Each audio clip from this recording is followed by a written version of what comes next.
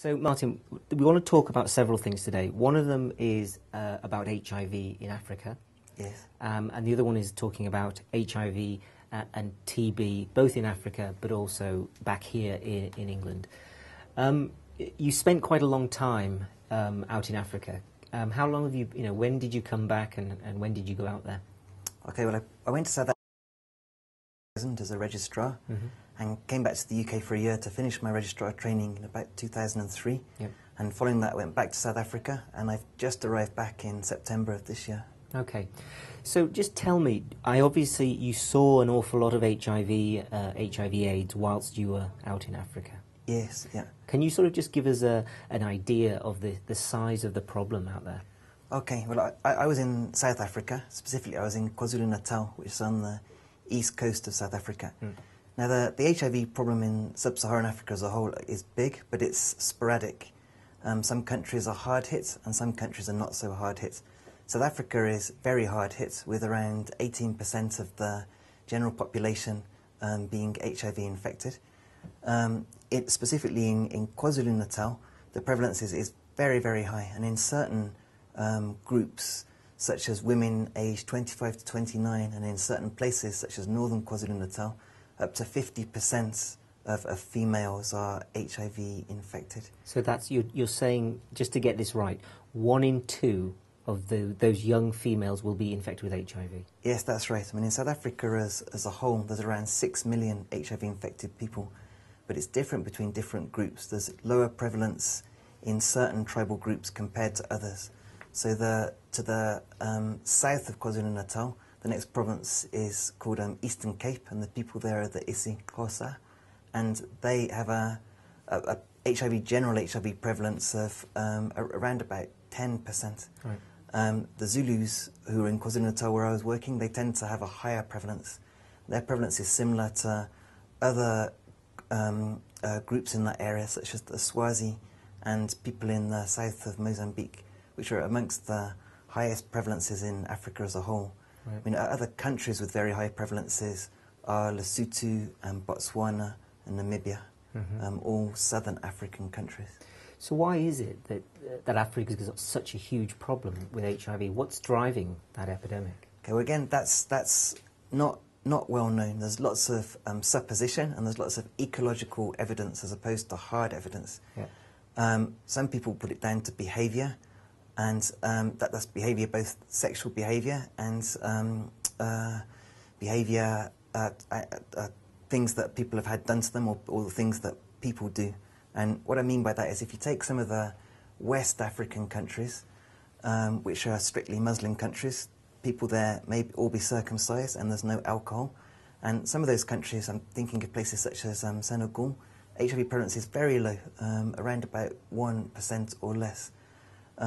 In South Africa, the prevalence is very high, and that has been linked to several things, and it's high in certain groups. Amongst the Zulu do not circumcise. The Zulu have a high prevalence of other STIs, and that's sexually transmitted infections, such as herpes simplex type 2 infection. And there's also some potential risk factors around the way people have sex there, in that there's a lot of peer pressure to have sex, and there's a lot of people who are known as super spreaders. So they could be people in positions of authority in poor places, maybe a policeman or a teacher who was having sex with a lot of girls, young girls who then go on to become infected, who go on to infect their partners. So it's a complex and not straightforward picture. There's no single answer to why there is more HIV in Africa or in certain parts of Africa than other parts. Very much, people believe that HIV is an infection that only really affects gay people. Is that your experience? No, not at all. I mean, in the early days of the HIV epidemic in South Africa, again, the gay community was singled out as the people that had HIV. That was mainly because the people who were catching HIV in those times were white people with money who could go to get tested, and some of them were indeed sort of gay people.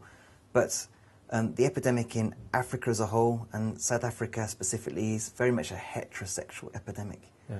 The issue of transmission via blood is not really an issue now in South Africa or much of Southern Africa due to safe blood supply. Same-sex transmission occurs, but it is a minuscule part of total transmission. Mother-to-child transmission certainly occurs, but the majority of transmission in sub-Saharan Africa is heterosexual transmission. Okay. So do you think, does that relate back to the epidemic in the United Kingdom? Does that mean that HIV in this country, it could also, or is also, a heterosexual infection? Well, I think certainly now it's moving to being more a heterosexual infection than it was. In the early days of HIV, it was very much confined to certain risk groups, such as intravenous drug users or men who have sex with men. But now the epidemic is more generalised due to maybe due to change in sexual practice, like people may be bisexual and putting themselves, they could be exposed to different risks. But the people that are HIV infected now, many have come from overseas, and that they would have acquired the infection heterosexually, and their future partners would also be heterosexual partners. So I feel it's much more of a heterosexual epidemic now, and I think that's borne out by statistics. Yeah. That when people acquire HIV now, it's more often from a heterosexual exposure than a same-sex exposure. Okay. One of the biggest problems seems to be the stigma around HIV and AIDS. I wonder if you can talk a little bit to that, about whether stigma is a problem in South Africa. Okay, well, when the HIV epidemic first started amongst the majority black community, it was very stigmatised. It wasn't talked about. People just wasted away quietly in their houses. If anyone admitted to having HIV, they stood a very real chance of being killed or stoned to death, and there were certain quite famous examples of that, of women who came out and said they were positive and were killed. Following on from that, the government did a lot of campaigns encouraging people to test, which weren't in many ways successful, because even if you had a test, there was no treatment, so people took the nihilistic view of, what's the point? You're going to tell me I've got something, I'm going to die anyway. But with the advent of antiretrovirals, and with people seeing what antiretrovirals can do, I noticed a huge change over my time there. From a time when you couldn't get anyone to test, to a time now where people are coming forward and wanting to test. Really? And amongst hospital and outpatients, it was very, very unusual for someone not to want to test. And very often they would just ask for one. I mean, maybe be seeing someone who had what you may think is a non-HIV related condition, such as a broken leg, but because of the high prevalence of HIV, they'd still potentially be at risk, and that person may very well ask to be tested, and doctors would offer a test to anyone who they had a contact with in a healthcare setting. So, since the advent of highly active antiviral therapy, which is sort of 3 drugs, if you like, usually, have you seen a big change in the epidemic since that's been available? Yes. When I started in 2000, the hospital I was working at was a small hospital in northern KwaZulu-Natal called Klabisa, and the bed occupancy rate ran at about 120%. And that meant that the beds were full and there were patients underneath the beds. The ward that I worked on, a male medical ward, I'd start my ward round at about 7:30 and finish at 10. And usually by the time I'd finished that ward round, 6 people would have died. 6 people that I'd seen would be dead by the time the ward round had finished. Now, most recently, when I was working and visiting that hospital, occupancy rates are down to about 70%. And the people who are in hospital with still mainly HIV-related conditions, but there's people in there with diabetes and strokes who wouldn't have been admitted before because there was no space for them.